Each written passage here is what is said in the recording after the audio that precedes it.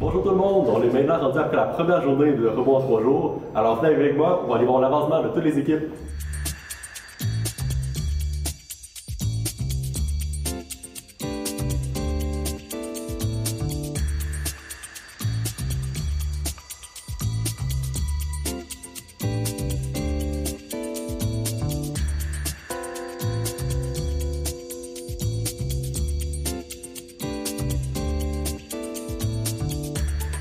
Bonjour, bienvenue au récapitulatif du jour 1 de Robot Enchanteur.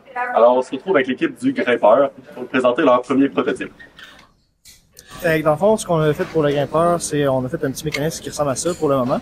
On a deux bras ici qui viennent se plier vers l'intérieur pour laisser rentrer la cage dans le trou ici. Fait que dans le fond, ça va comme suit. Fait que c'est ça. Fait que là, comme on a vu, dans le fond, la cage elle vient se rendre ici et après ça, elle est accrochée contre ça.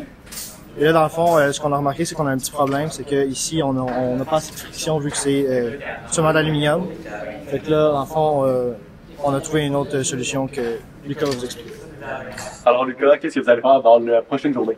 Dans le fond, ce qu'on va faire, c'est on va prendre la structure de base, puis on va venir ajouter une nouvelle barre qui va nous servir d'effet levier. Donc cette barre-là, elle va être en dessous un peu. Donc ça va nous permettre exercer une force qui va rendre le tout un peu plus stable puis donner beaucoup plus de friction pour le robot pour s'agripper. Merci, bonne chance. Merci. On est de retour avec l'équipe de l'entonnoir. C'est quoi votre équipe? Bonjour, on est de retour avec l'équipe d'entonnoir à corail. Alors, qu'est-ce que vous avez fait jusqu'à présent? On a essayé de faire un modèle un petit peu plus propre de notre prototype qu'on avait initialement pensé. Finalement, en le faisant, on s'est rendu compte que nos mesures ne fitaient pas et que ça ne fitait pas aussi avec ce que les autres équipes essayaient de faire.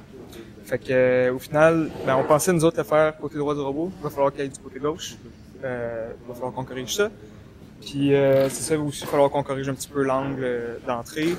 Mais sinon, à part ça, ça avance quand même bien. Puis on est en train de penser au support. Là. Fait que là, je vais laisser Alexandre expliquer ça. Ça fait que, comme mon collègue a dit, dans le fond, on va mettre l'entonnoir sur ce sens-là. Il fonctionne comme ça. On va avoir le corail qui tombe ici. Mais là, puisqu'il est de ce sens-ci, il va tout falloir inverser puis pour que ça tombe comme ça. Puis on est en train présentement de mettre un support pour tenir l'entonnoir. Ça va se fixer ici. Puis, avec cette pièce-là, on va pouvoir ajuster l'angle de l'entonnoir pour pouvoir assurer une bonne réception du corail dans le robot. Merci. Pour l'équipe Algue, c'est quoi que vous avez fait jusqu'à présent?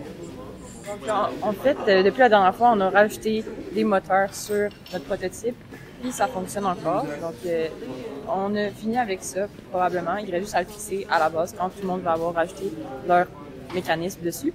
Maintenant, on se concentre pour faire une manière de lancer ou déposer dans le net. Donc, jusqu'à maintenant, on a fait un prototype avec plusieurs roues.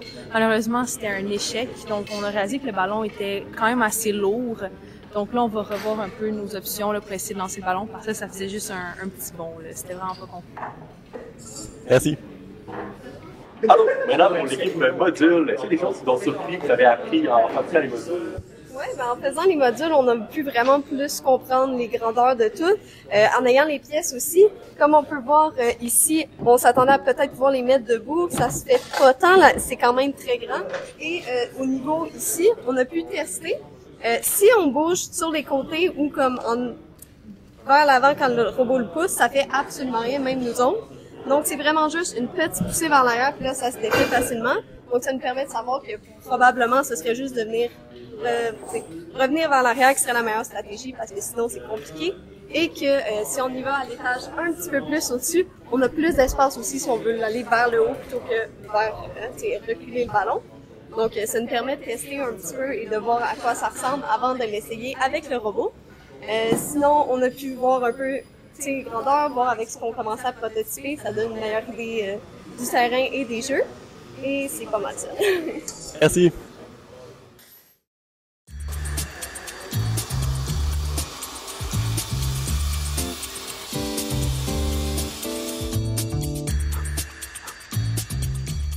Alors pour l'équipe du PIC à Corail, comment ça s'est passé jusqu'à présent? Dans le fond, on a commencé par faire une conceptualisation 3D sur SolidWorks. Donc, une fois qu'on avait notre mécanisme qui fonctionnait sur SolidWorks, on a commencé par imprimer les pièces 3D qu'on avait de besoin pour que le système fonctionne. Ensuite de ça, on l'a assemblé avec des pièces 3D et on a codé pour s'assurer que le tout fonctionne. Suite à ça, on a refait les pièces 3D nécessaires en bois pour solidifier le système pour vraiment ne pas que ça brise lors des tests. OK. Est-ce que vous avez eu des défis spéciaux par rapport à la prise du corail? Oui, c'est sûr que les servomoteurs qu'on utilise, c'est pas les plus forts que sur le marché. Donc, si vous vouliez faire quelque chose semblable, on recommanderait vraiment de prendre des servomoteurs qui ont une force assez grande pour pouvoir prendre le corail sans que ça force et aussi que ça puisse le sécuriser assez fort pour pas que ça tombe quand vous voulez pas. Merci. Alors, comme vous avez pu le voir, la journée avance très bien pour toute l'équipe. Alors, suivez-nous sur Facebook, YouTube et TikTok pour voir tous nos avancements. À la prochaine!